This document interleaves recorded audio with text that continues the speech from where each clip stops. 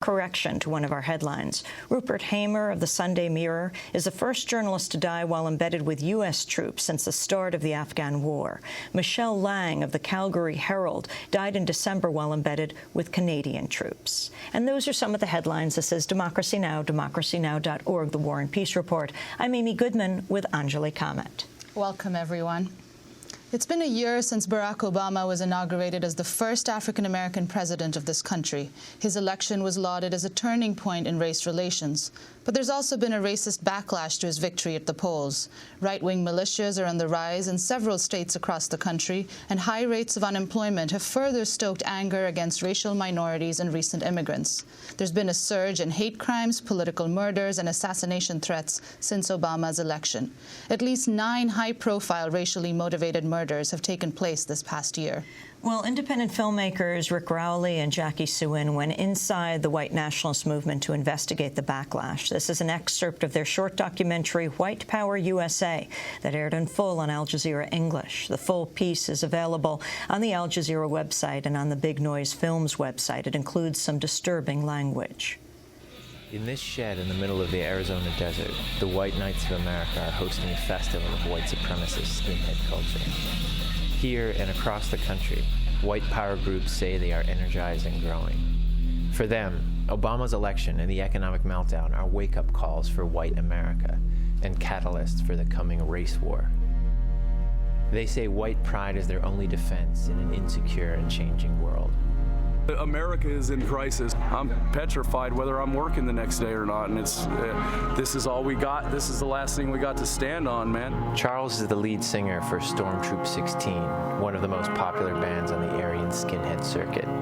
He says they give voice to a silent majority that is afraid to say what it really feels about race. This country and this entire world is full of closet racists who lack the courage to even say they're even proud to be white, because they are sheep and they're being led to the slaughter, man. Like many in the white nationalist movement, he talks in apocalyptic terms about the future of the white race. And we have such a huge following of people that are so incensed about this, because I believe that they think that this is the end's coming, man. We're born to hate. Skinheads are one of the most aggressively violent nodes in a constellation of groups that make up the white nationalist movement. There are an estimated 30,000 hardcore white nationalists and 250,000 active sympathizers in America today, according to watchdog groups. But white supremacist influence may be far greater than these numbers suggest. They're preparing for battles of the future. And unless we prepare for those battles in the future, we're going to get blindsided. Leonard Zeskin has tracked white nationalism for decades and recently published a comprehensive history of the movement based on his life's work. He warns that though white supremacist groups may appear to be marginal, they exploit and inflame racial divisions that run through all of American culture, and they are moving from the margins to the mainstream. Now it's a broader political problem than it was, say, 30 years ago. And so it's a cause for greater concern. There's a sense of white dispossession among a certain strata of the white population. They feel like this used to be their country, they ran it, and now they don't, and they want their country back. Zeskin maps a network of right-wing organizations that is adapting in order to expand its foothold in mainstream American politics. In recent years, hundreds of new groups and websites have sprung up across the country, looking for issues that can make their racial politics relevant to more white Americans. Particularly with the anti-immigrant movement, the white nationalists have managed to find a vehicle into the creation of public policy. White nationalists see the anti-immigrant movement as a bridge into mainstream politics, and ground zero for that movement is here, in the deserts and mountains of Arizona. 6 years ago, right-wing militias began organizing here along the Mexican border. They quickly grew from a few vigilantes hunting for immigrants into a national phenomenon. With the recession, illegal immigration from Mexico has dropped off 60% in the last year, to its lowest level in a decade, but it remains a hot-button issue.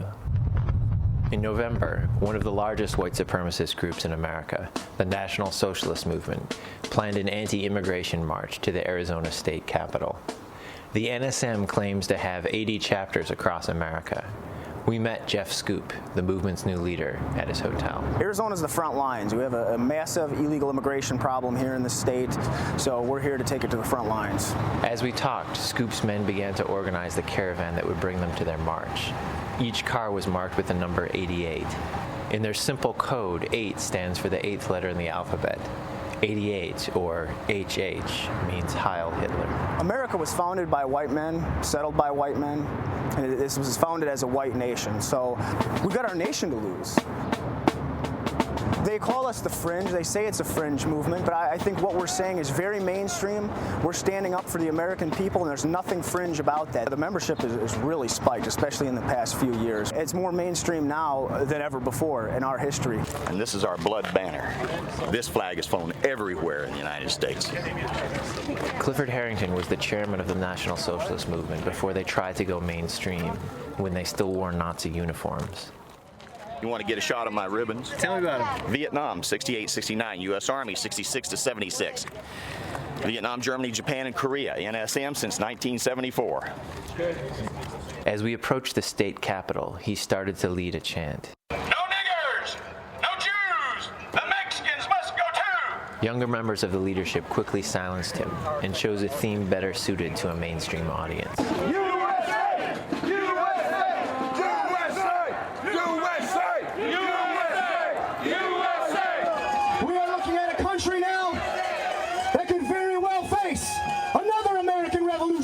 Our forefathers fought and resisted tyranny in this country, just as we stand here today, in defiance of illegals, in defiance of a system that would just as soon put a bullet in the back of the white man's head.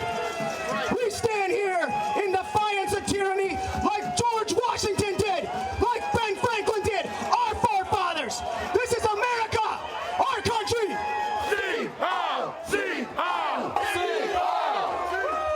In spite of their swastikas and Nazi salutes, it is clear that the National Socialist language has changed. Take away the Sieg Heils, and they sound like many other conservative anti-immigration activists in America. We are doing it right. We're putting Americans first. We're taking back our nation, one day at a time, block by block, street by street, city by city. This is our nation, which we built. We are armed. We are free. And if you want our nation, you must take it from us. We are prepared. Thank you. Sieg Heil. More than anyone else at the rally, J.T. Reddy embodies the link between white supremacist ideology and mainstream conservative politics. J.T. was a Republican precinct committeeman in Phoenix and a candidate for the Arizona House of Representatives. His writing appeared on mainstream conservative websites, and he regularly spoke at rallies with powerful Arizona political figures. J.T. is a former Marine and was also an early collaborator with the vigilante groups that patrol the Mexican border.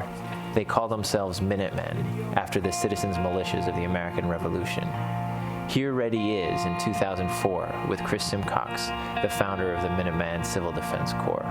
Chris Simcox, founder of Civil Homeland Defense. J.T. Reddy, candidate for Arizona House. J.T. was a rising star in the Republican Party, but after Obama's election, he came out publicly as a member of the National Socialist movement, which he now proclaims proudly on his license plate. J.T. agreed to meet with us, but he wanted to do the interview out in the middle of the desert, on Highway 88.